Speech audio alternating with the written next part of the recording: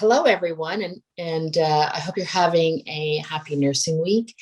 For those of you who don't know, the person just speaking was Sharon, one of the great RPNs that work at WeRPN. She's engaged in professional practice, our education department, and all sorts of things related to Nursing Week. So thank you so much, Sharon, for pulling this together for us. I just have a few words I'd like to share with the nurses before we get started. For those of you who don't know, I'm Dianne Martin. I'm the CEO of WeRPN. And I want to, I have some notes here that some thoughts I want to share, particularly since it's been another challenging year for nurses. Stress levels and burnout are at an all-time high, is something that I've never seen before, and after 43 years of nursing. Hospitals across Ontario have had to cancel surgeries due to staff shortages caused by COVID-19. Long-term care homes did not have adequate staffing. Home care has suffered terribly. As a result, nurses are being deployed to different locations than they normally work and are working longer hours. There's no end to the demands on our time for working. So we've reached a point where even after we're able to get this pandemic under control, and I read the news today, and that might not just be yet, but it will take years to catch up on all of the elective procedures and all the extra work that we have to do to return the healthcare system to normal. This past last week, I wrote an article for the Canadian Nurse that you can find online. We'll put a link up to it's on our it's somewhere on our webpage, but Carrie will put up a link for it. I wrote this article about how we can bring the art back to the art and science of the profession that we love.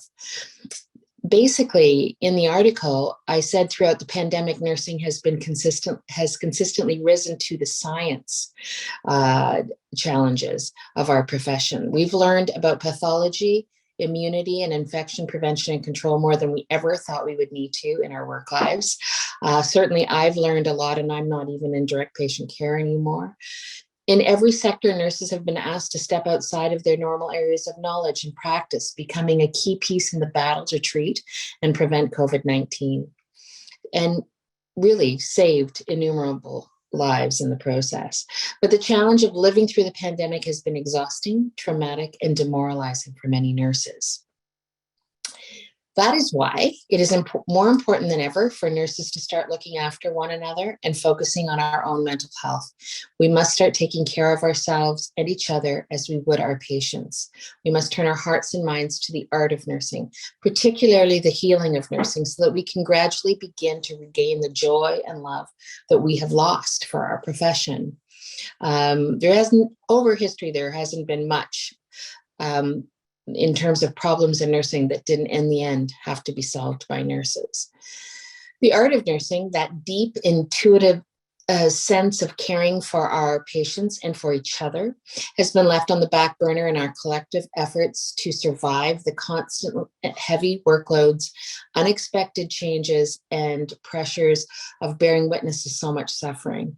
And as a result, many nurses have expressed a sense of reduced joy and sort of a loss of team cohesion in the workplace, which they long to get back. Nurses can repair the world they love by recognizing the efforts of others, looking out for one another to ensure that everyone is okay, sharing their stories of how disappointed they are and what they are fearing. And it can be as simple as making sure that a colleague has something to eat, or reassuring a team member that you're there for them no matter what they face each day. When colleagues are facing the same trauma every day, it's important to ask, are you okay? And to reassure each other that we're going through this together. We can do this, and I won't let you sink today, and I know you won't let me sink.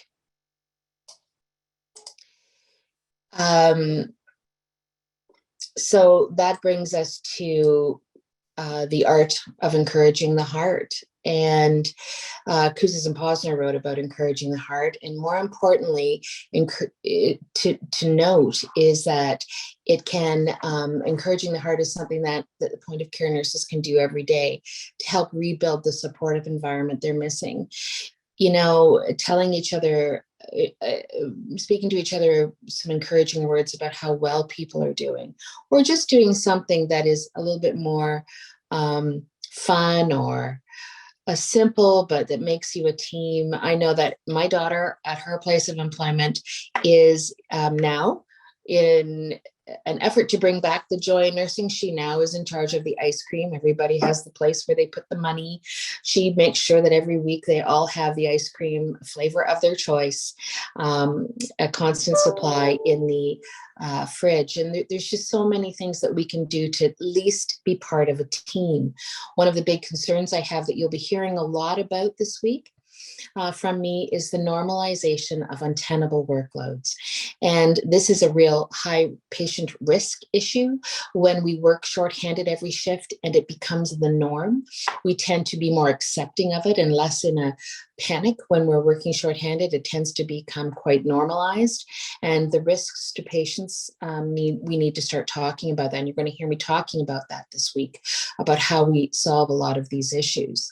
But certainly taking care of each other and loving each other and just making sure that you say an encouraging word, even when you're feeling really worn down yourself, is incredibly important. As we can see, nursing is as much an art as it is a science. A successful nurse cannot have one without the other, and when applied together in healthcare, they are a force to be reckoned with. That's why we chose the art or heart and science of nursing for this year's National Nursing Week for our own RPNs in Ontario. We also have planned some exciting, free, virtual events that combine and exemplify these complementary disciplines, starting with a presentation about healthy empathy by Karla McLaren. We're very excited to have Karla here today. After all the hard work you've put in over the past year, we hope that these presentations will serve as lifelong tools to aid in improving your mental health, your well-being, your self-care and inner peace, while helping our nursing community to review, reset, reinvent, and reinvigorate and reflect. This week's nursing events will culminate with the third annual Nursing Now Awards, where we will celebrate all of Ontario's nurses and honor the winners in each category, RN, RPN, and NP, as nominated by their peers and the public. Selecting 3 winners was incredibly difficult, as I'm sure you can imagine, from the nominees that we received, which was a huge number. Since the start of the pandemic, nurses have been praised as being heroes, even though none of them signed up for this or entered the profession simply for recognition. We've worked more overtime shifts than it is safe to do, but we do it because of our patients and coworkers, many of whom have contracted COVID. They need us. Therefore, we believe that all nurses should be entitled to have earned the title of hero and should be celebrated for their contributions and sacrifices throughout the pandemic. So this Nursing Week, let us come together to celebrate our amazing profession and each other. And on behalf of Ontarians everywhere, we would like to take this opportunity to express our sincere gratitude for the sacrifices you make every day to keep our communities safe. I'd now like to introduce someone who's no stranger at WeRPN, and that is Philomena Comerford. Philomena Comerford is the president and CEO of the Baird, McGregor and Hargraft. That is our, for those of you who don't know, that is the company that supplies our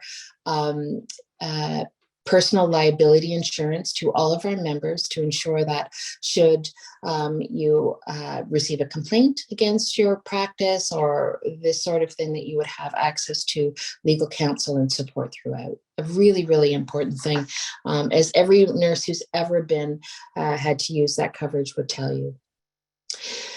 Philomena has quite a past. She's been past president of the Toronto Insurance Council. I don't think anyone knows as much about insurance as Philomena does. And during her tenure there, represented on the the TIC, Toronto Insurance Council, on the Brokers Association of Canada's board of directors, so nationally. She was also a member of BMO's National Banking Advisory Council, served as chairperson of the Insurance Institute of Canada, and is currently a member of the Ontario's Facility Association Operating Committee. Baird McGregor has proudly delivered a comprehensive professional liability insurance to WeRPN's members since 1986. It's a really long time, 30 some years, protecting member RPNs should they face disciplinary complaints from the College of Nurses or a claim resulting from a fault, error, or omission or negligent act. While rendering nursing professional services. One of the most important aspects of your membership with WeRPN is the safety of your profession and the coverage to stand alongside you should the unthinkable happen. So with that, I would like to invite Philomena, sponsor of tonight's event, to come forward and give us a few words and introduce our guest speaker. Thank you, Dianne. I'm the person you don't want to talk to at a party because nobody wants to talk about insurance. I don't know whether you've ever seen that on Saturday Night Live, that skit. Anyhow, Baird McGregor Insurance Brokers is proud to be a sponsor of WeRPN's 2022 Nursing Week. For over 35 years, the Baird McGregor team has had the pleasure of working in partnership with WeRPN to provide professional liability insurance protection to RPNs. Through the years, and especially amidst these unprecedented times, we could not be prouder to be associated with such a devoted group of nurses. Your dedication and tireless hours of commitment to your patients, their families, and your communities inspire us all. We want to extend our deepest gratitude to every RPN putting themselves on the front lines and risking their own health to provide care for those in need. And we are honored to be able to help take care of you in return. On behalf of Baird McGregor and Hargraft, I am pleased to introduce Karla McLaren. Karla is an award-winning author, social science researcher, workplace consultant, and empathy pioneer, and we all can use a lot of that these days. Her lifelong work focuses on her grand unified theory of emotions, which revalues even the most negative emotions and opens startling new pathways into self-awareness, effective communication, and healthy empathy. She is the founder and CEO of Emotion Dynamics LLC and the developer of the Empathy Academy online learning site. Without further ado, I would like to pass the floor over to Karla and look forward to learning from her insights and what she has to share on the subject of empathy and how it can help us all. And I look forward to hearing what you have to say, Karla. Thank you for this opportunity to introduce you. Thank you so much, Philomena, and thank you, Dianne, as well. I'm so glad to be here with you. And as Dianne was talking, I was remembering my grandmother was a nurse. And she was one of the first presidents of the California Nursing Home Association. When I would go visit her, she had her nursing home in her home. And so I would help her with patient care, which meant carrying, I was little, so I was carrying things to the patients in their beds. My husband, Tino, is also a nurse. He's a hospice nurse here in Sonoma County, California. So nursing has been in our family since our family was a thing. And I watched my grandmother had to stop nursing because she became ill and she could no longer do that work. But it was such a major part of her life that it was a great loss to her. She was a natural caregiver.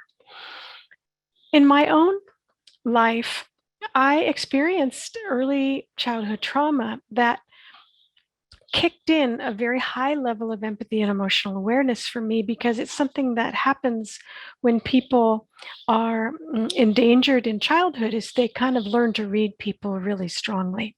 So I became hypersensitive to people's needs and their emotions and their intentions, right? As a function of self-protection, really. But because I didn't know how I turned my empathy up, I didn't know how to turn it down.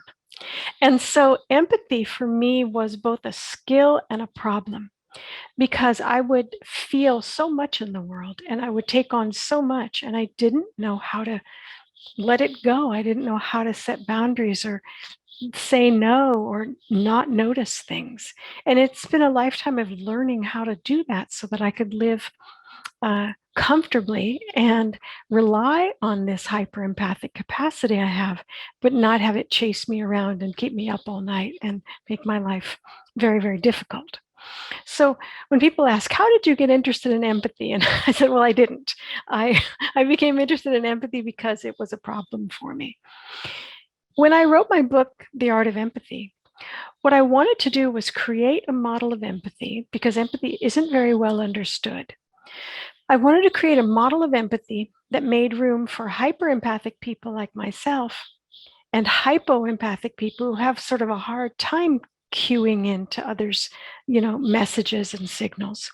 And also everyday people who are dealing with empathy and want to increase or decrease it, as the case may be. And so I'm going to drop something into, there we go, into the chat box.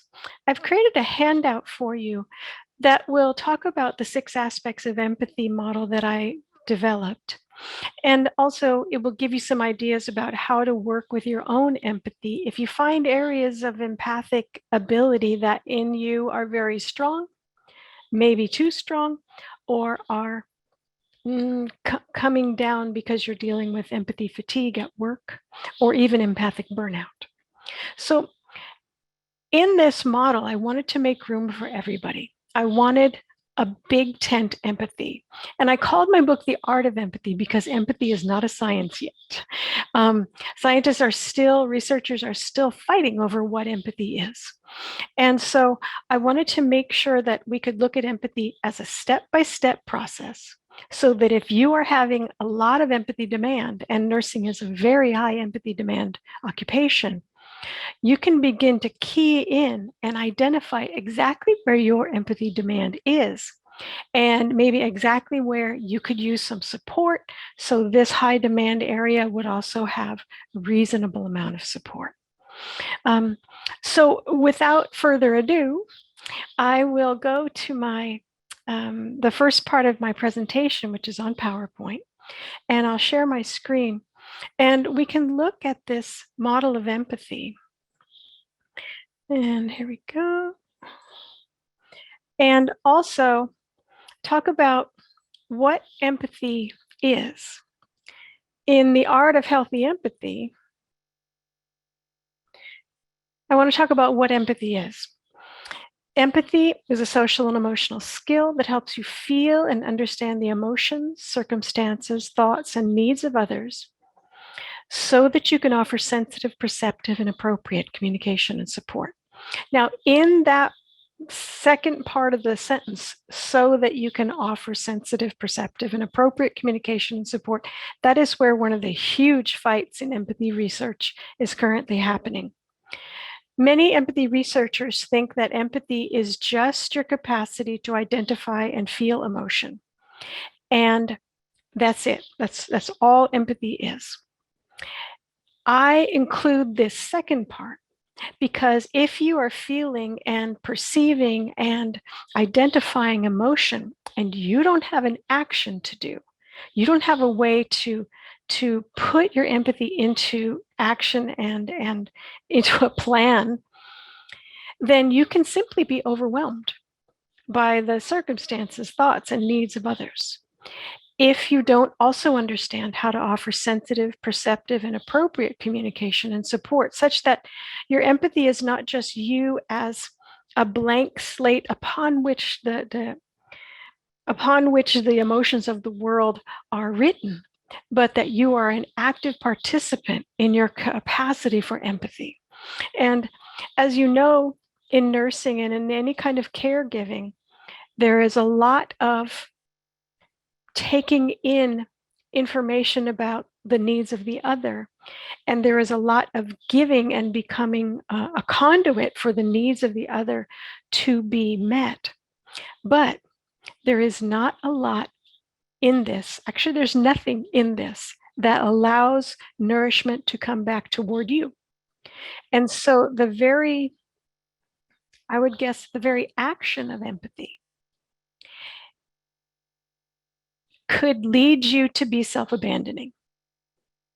And that is something that I look at in my work, which is to help people develop structures of support around themselves when empathy demands are high. And COVID sort of blew up our understanding of just how high the empathy demands of nursing are, and also how low the support is for the kind of nourishing social structures and nourishing foundations that nurses need to keep their empathy healthy. So we're going to look at the 6 essential aspects of empathy model that I developed to help people like me who are hyperempathic understand where and how that happened, but also help people who are currently hypoempathic, because empathy is a trait, but it's also an interaction, and you can change your empathic capacities and skills at any point in your lifespan, which is an awesome thing to know if you're overwhelmed by empathy or if you've completely lost it. But the empathy is not just a trait, it's an action and it's an interaction. And so there is an active component to it that you can manage in your life. So let's look at the 6 essential aspects of empathy. And I have a quick activity for you to do before I go into this, where I'm going to have you draw a circle and we will look at these 6 aspects in terms of everyday things that we do. But before that, I wanted to talk to you about what these are and why they're stacked like this. The first aspect of empathy is emotion contagion, and that's a term from the research. I would also call it emotion awareness, emotion recognition, that you know an emotion is happening and that you feel it appropriately. You're feeling alongside a person. The second is empathic accuracy. You know which emotion it is. You know which need it is. Empathy can break down at any one of these places. For instance, in the first, emotion contagion, let's say you're at an emergency scene and the patient is in a tremendous emotional uproar, and their family is in an uproar, and everything is sort of on fire at the same moment. That would be an example of extreme emotion contagion. If you don't have the skills you need to be in the presence of that level of emotion, your empathy may end right there because you are now in overwhelm. Empathy can also be impeded if your empathic accuracy isn't good.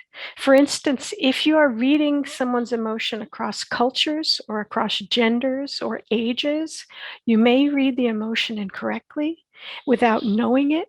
And so it's very important with empathic accuracy to know that you need to check in and say, it seems that you're in a lot of pain right now. Can I help you? Or something along those lines. Your empathic accuracy is a part of your understanding of people, but it's also a part of your capacity to engage with them. So let's say I am a person who frowns like this when I think. This is how I'm thinking as I'm frowning. It doesn't mean I'm angry. But if you didn't know me, your empathic accuracy would be low, and you might think that I am angry with you.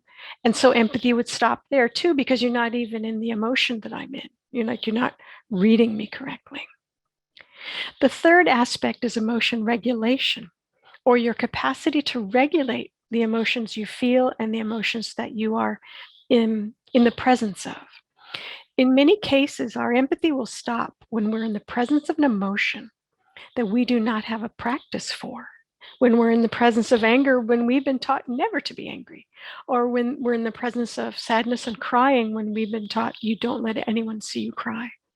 So emotion regulation turns out to be a really central feature in empathy, because empathy is first and foremost an emotional skill. So if you don't have like a wide breadth of emotional skills and emotion recognition, then empathy may be difficult for you because you're in the presence of emotions that are not comfortable for you. The fourth aspect is perspective taking. We need to understand that I just took a CPR update course this weekend, and the instructor kept saying, "Whose emergency is it?" And he wanted us to say, "It's the patient's emergency. It's not my emergency. I have time." But what he was teaching us was to do perspective taking, to know the difference between the person on the ground requiring CPR and ourselves, the people who are offering CPR. And sometimes our perspective taking is off, and we might put ourselves in the place of the person and sort of lose our skills or lose our perspective, right? So perspective is taking is so important. That is your emotional state. This is mine. That is your emergency. This is my job. That is your, right? Lots of perspective taking. Now, perspective taking can be a problem. I noticed that a lot of surgeons learn to take perspective taking that is very cold. That this is the body that I am operating on.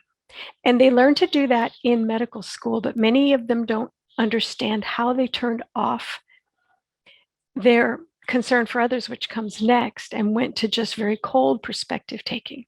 And so for many people who have done, been in a surgical world for a long time, they actually have to do work to sort of get the rest of their empathy back on so they can be warm and open with others instead of in this sort of clinical distance.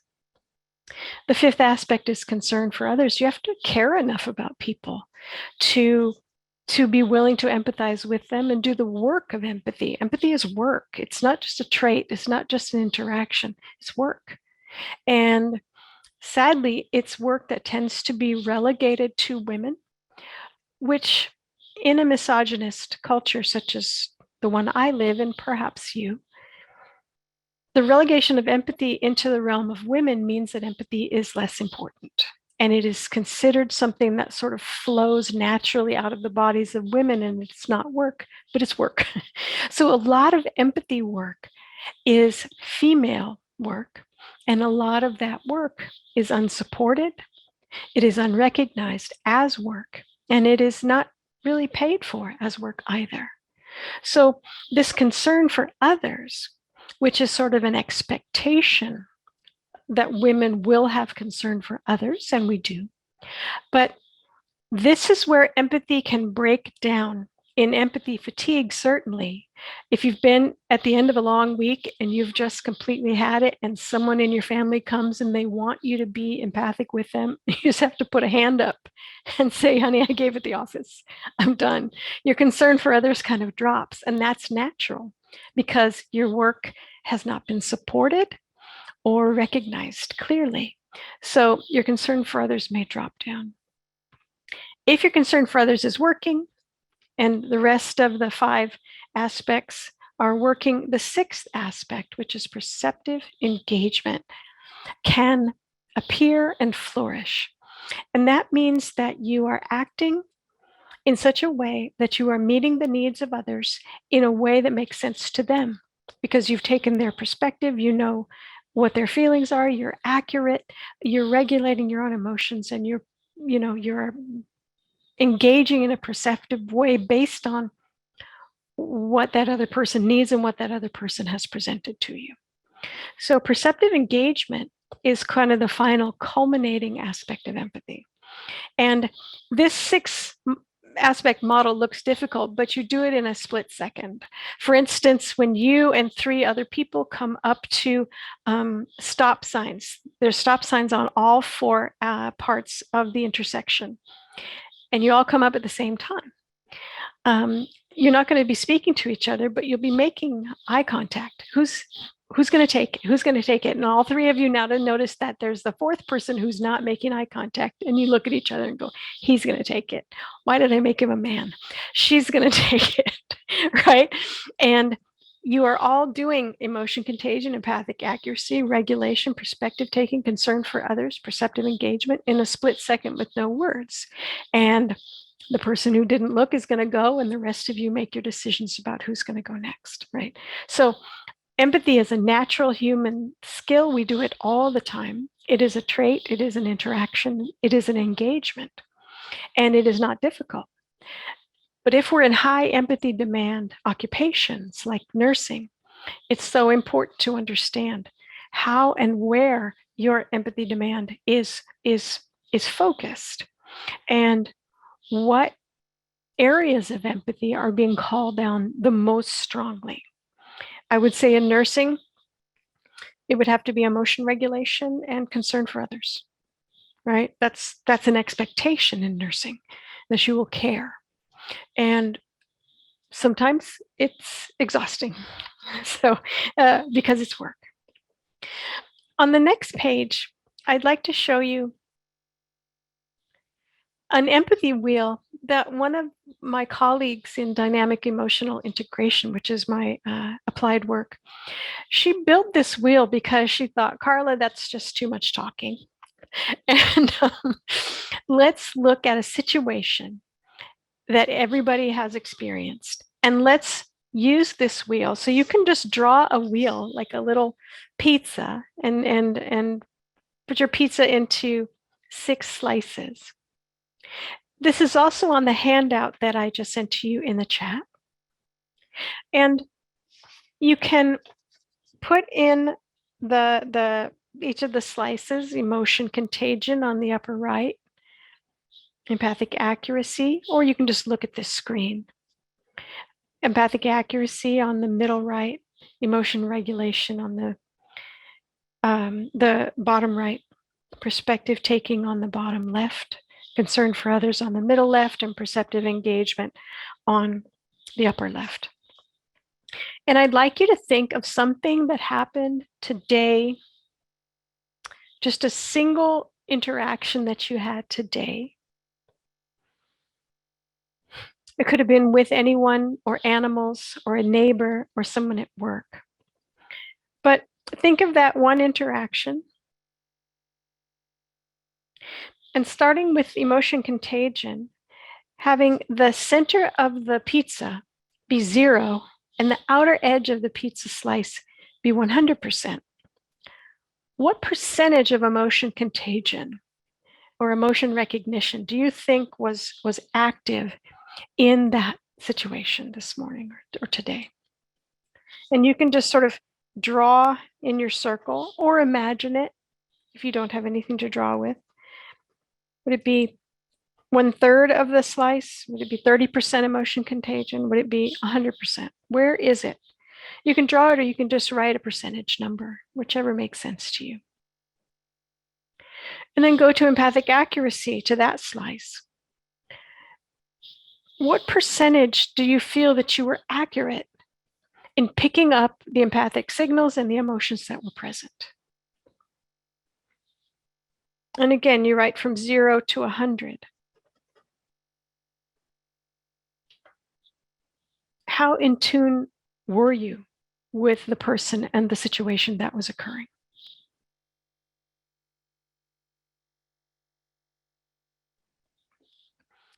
Now going to the emotion regulation on the bottom right. From 0 to 100%, how well do you think you regulated your emotions in regard to the other person's situation or emotions? How were you doing in the interaction? From 0 to 100%. And again, you can draw or just choose a number and put it into the slice.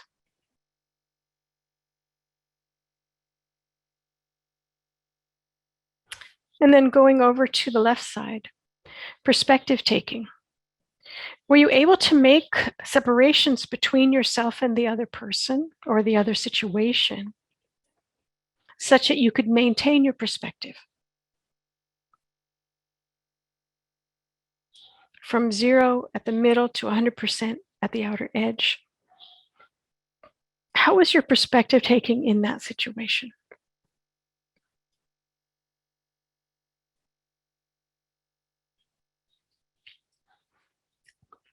And moving to the middle left, the concern for others slice. How was your concern? Were you engaged? Did you have the time and energy and support you needed to show concern? Or did you not? Were you at 100% concern for others? Were you at 0% concern for others? And know that for each of us, with each different situation, we will have different percentages in these.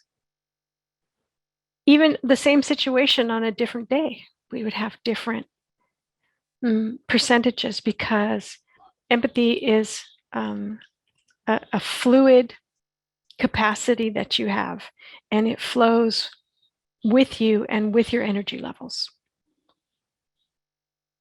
And then in the final slice, there's perceptive engagement. How perceptive was your response to this person, and how effectively were you able to engage? How did you feel about that empathic interaction that you had?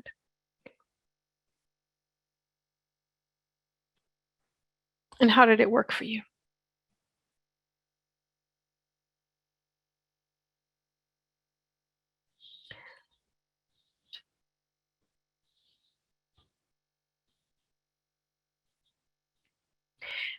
In the handout that I sent to you in the chat, I've got this empathy wheel exercise as a handout.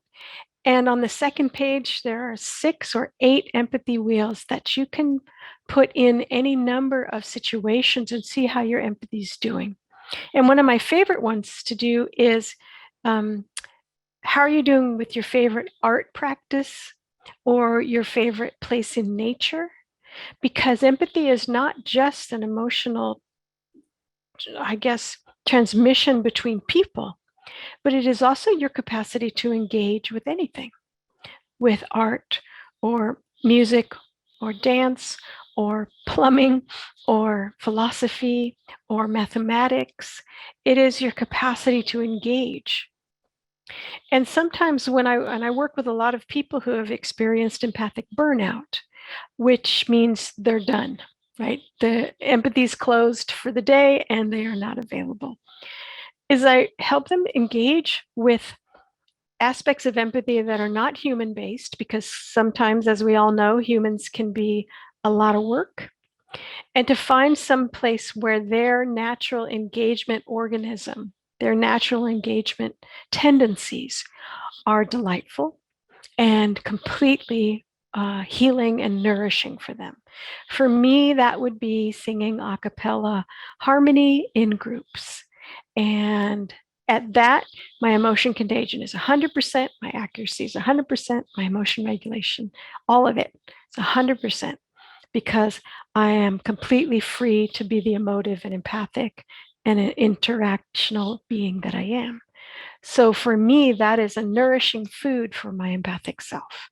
And so it's really interesting and important for people in high empathy demand workplaces to also find that place where empathy is not work, it's nourishment. Here's something nourishing. It's the island of Kauai. I'm going to stop sharing. And see, if you have any questions, you can either put them in chat or raise your hand at any time.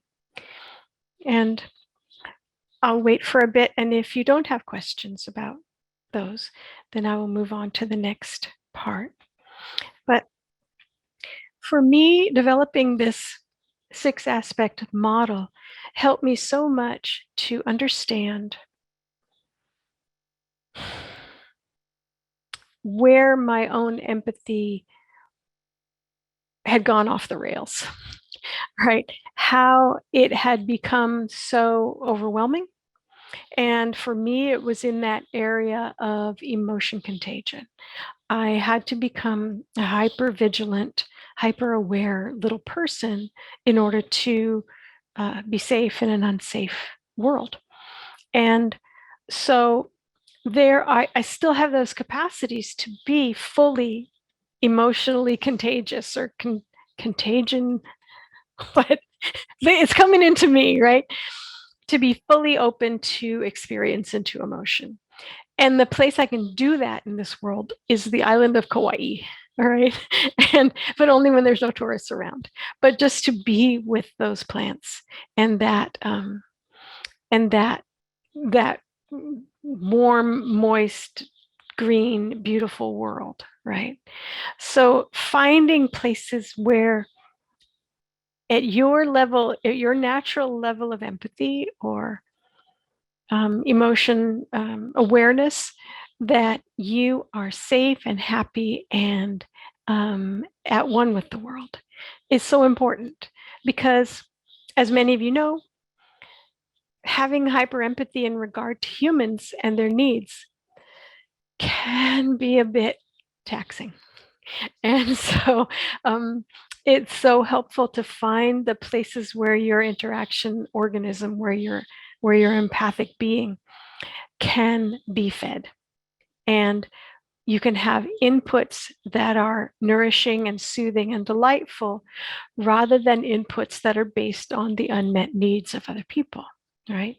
Because I find for many people who go into nursing, my husband included, is that meeting needs is a central feature of their organism, of their psyche.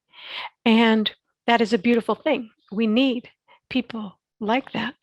However, we don't want them to burn out. And burnout is a very real, as you know, it's a very real thing.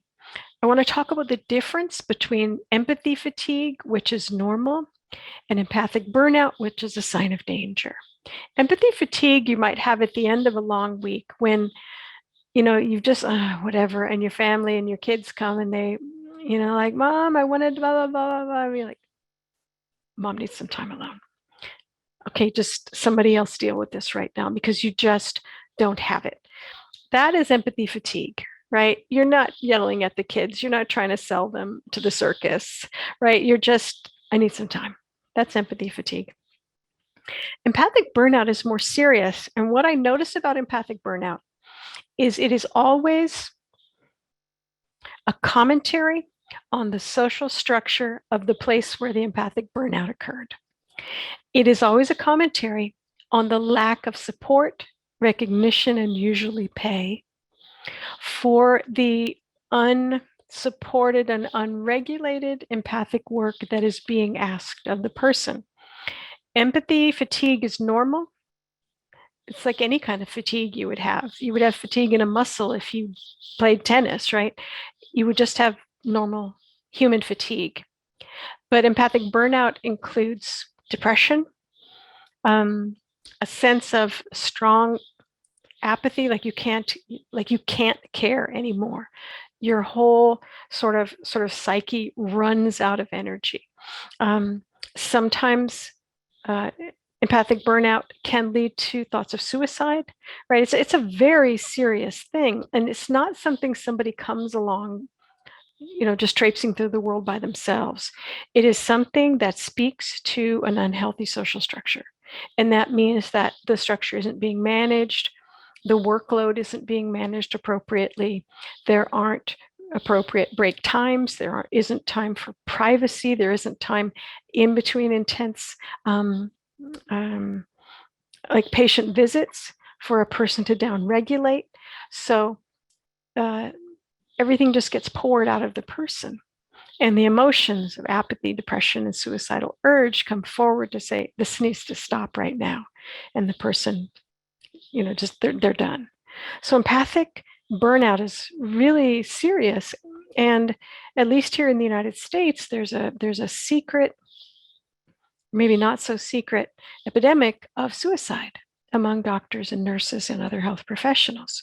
So there's a problem within the medical community about expecting empathy and that kind of empathic work from healthcare professionals, but not supporting it, not recognizing it, and putting a lot on the self-care of the person as if it's the person's own lack of regulation of self that is the problem, and it's not.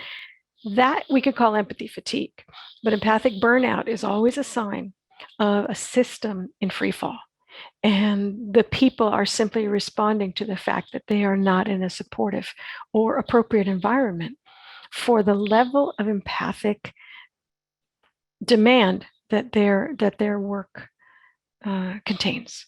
So understand that if you're dealing with apathy, depression, and thoughts of suicide, first get some support, but also know it's not you. This isn't you. This is you at the end of the week. I can't do it. Have somebody talk to somebody else. Call, go to Google. I need some time.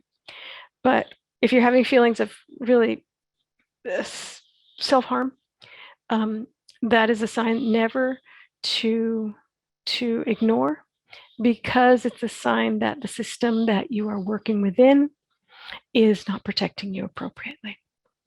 And my husband and I created a workplace consultation practice called Healthy Empathy. And when people come to us and say, we want our healthcare people to have more empathy. And I thought, no, you don't. What is empathy to you? You don't even know what empathy is. Hold on. They're doing too much empathy. What we want is for them to have safe, supported, recognized, and paid empathy. How's that, pal? Right? And people are like, oh, well, that sounds harder. I say, yes, it's harder, but it's important. It's so crucial, because healthcare workers they hold up half of the world. And if they're not being held up, what are we doing? What are we doing? So I wanted to go back to, I see the question. Thank you. Jacqueline says, how do we reconcile empathy with someone who is being deliberately deceptive? I would say that if someone is being deliberately deceptive, empathy would demand that I begin to understand why. Is the person feeling unsafe? Would honesty be dangerous? Is there a trust issue? Right? I would go through all these questions. Do you know the 5 whys of the Toyota process? I think it's also a lean process. You would just start asking why. Why is this person feeling uncomfortable with telling the truth? Why is this? Why is that? So you can still have plenty of empathy without going along with the deception, right? Because I think a lot of people say empathy stops, boom, you're lying to me. But rather it's maintaining your empathy by maintaining your care and concern for the humanity of the other person, but also asking what is going on in the situation that this person is misbehaving. What is happening here? And then maybe being able to get underneath that and understand what is creating such a mismatch in communication. What is happening with the person? Why? Yeah. And I'm sorry I didn't see that question. I was looking in the chat box. Thank you. I want to go back to the share screen and now talk about a different but related thing called emotional labor.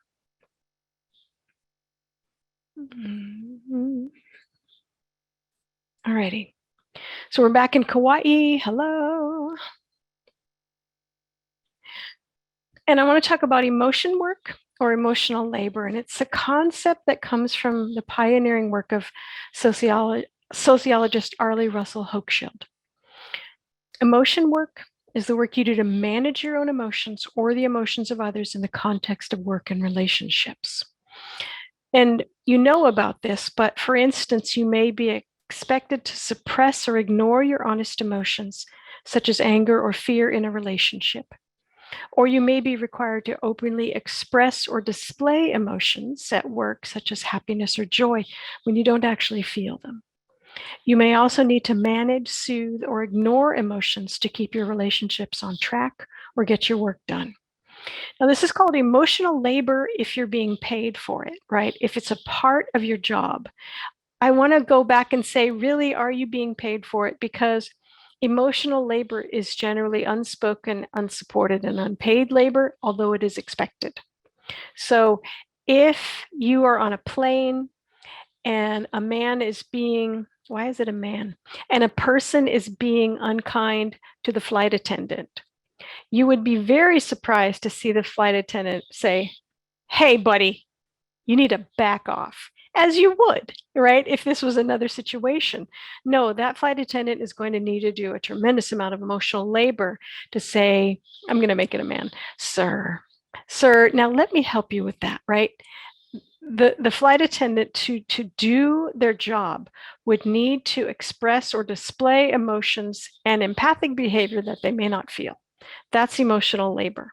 And it is where burnout happens because emotional labor is very rarely recognized, supported, or paid for specifically. All right. I made a very quick thing, and you can take a piece of paper and just make a line on the page from 0 to 2. And maybe think about something you do at work. 0 would be little to no emotion work. Like there's little to no work that you have to do to manage your emotions or the emotions of others. That might be, inputting data, in a online system. 1 would be a reliable or manageable amount of motion work required. This might be working with a colleague where you two are pretty similar and you understand each other. You do have emotion going back and forth, but it's not labor, And then number 2 would be a great deal of work. This might be caring for an ill family member or a patient who's having a great deal of difficulty, dealing with high risk situations or emergencies, or having a deeply intimate and involved relationship. So this might be a coworker where you two can really talk about the difficulties of your work and you create kind of a little sacred space for emotions and empathy within your relationship. That would be a 2 of emotion work. Emotion work doesn't have to be always a drain on you. It can be a nourishment as well. And so understanding how much emotion work you do can help you understand how much support you need, right? If you're doing any other kind of work, you would know that you needed support. So where's the support for this work?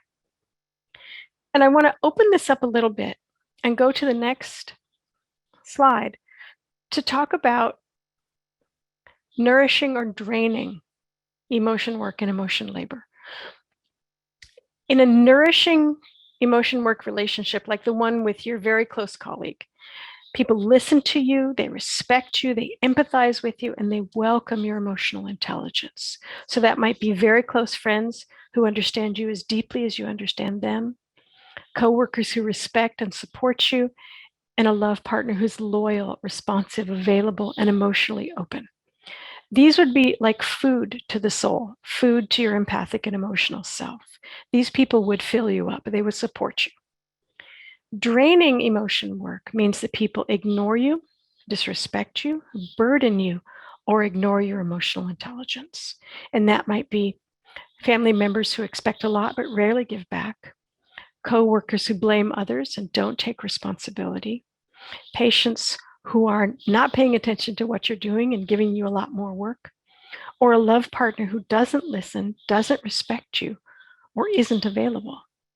So what I want to see with people who are doing a lot of empathic and emotional work is a balance between nourishing and draining work. And that is not something that people are taught to look at, especially if empathy is relegated to the lady behavior, that it's something that females are born with, that we're born with empathy and we're supposed to just give it for free for our entire lives. I don't mean I want money before I'm going to empathize with you.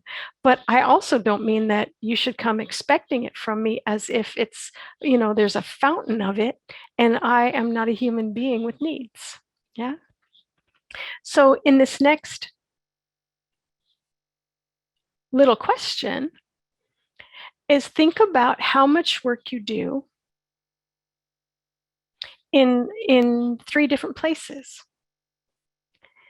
Think of home. Think about the one person who's closest to you. I could say my husband, we have a very close relationship. It's a 2.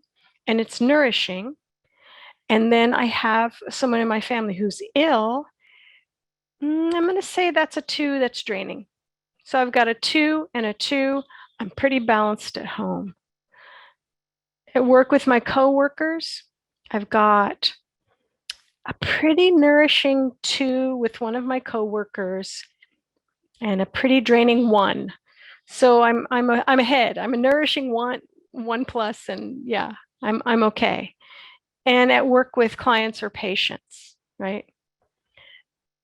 It's healthcare is kind of different in this way because as a patient, I cannot nourish you as my nurse. I can't really nourish you. There's a hierarchical distance between you, but the way that I can nourish you as a patient is by listening to you and being compliant and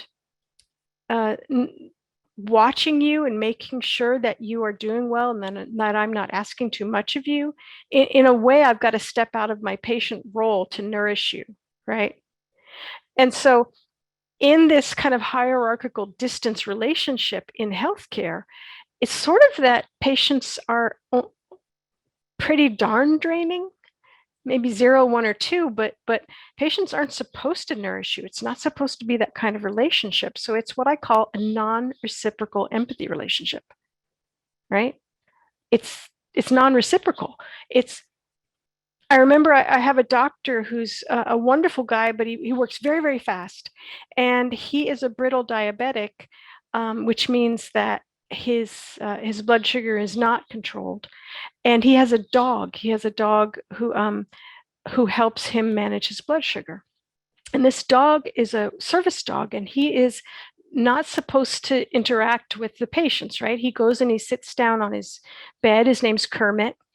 And I just noticed that there was no way for me to have a reciprocal empathy with my doctor. And so I noticed that his hands are always red from washing his hands. And you know that in diabetes, the extremities can have difficulties, right? So his hands were red and I was concerned about him. And I found something called liquid glove that you could put on. It's a lotion and it lasts through a number of hand washings. So it protects your hands. And I brought it and I gave it to him. And you could see he didn't even know what to do because that wasn't my position, right? I was breaking the rules of empathy and the non-reciprocality of it. And he was like, and Kermit got up. He was breaking rules. He got up and he put his head on my knee because Kermit saw what I did. So it was and Kermit saw that it was unusual. So it was just a very interesting interaction to try to be reciprocal with my doctor. The dog says yes. So I want you to think about that in terms of your own empathy needs. If you've got a higher draining number of emotion work than your nourishing number, you will have empathy fatigue. It's natural. If it's way higher, then you're going to be heading toward empathic burnout. Nurses and nursing supervisors and the whole structure of nursing can create a nourishing social structure so that nurses are not as endangered by the draining and non-reciprocal work that they do, right? And here's some books that I wrote about emotions and empathy. This book, The Power of Emotions at Work, which is from last year, talks about how to create an emotionally well-regulated social structure that supports people in doing emotion work and empathy work in such a way that they will not burn out. And that's it.